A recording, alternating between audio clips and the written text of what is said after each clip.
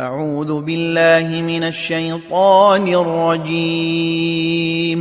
ശപിക്കപ്പെട്ട പിശാചിൽ നിന്ന് അല്ലാഹുവോട് ഞാൻ ശരണം തേടുന്നു. قل يا قوم اعملوا على مكانتكم إني عامل فسوف تعلمون.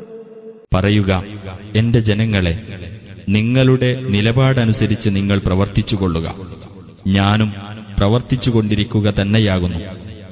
എന്നാൽ വഴിയെ നിങ്ങൾക്ക് അറിയുമാറാകും. من يأتيه عذاب يخزيه ويحل عليه عذاب مقيم. അപമാനകരമായ ശിക്ഷ വന്നെത്തുന്നതും ശാശ്വതമായ ശിക്ഷ വന്നിറങ്ങുന്നതും ആർക്കാണെന്ന്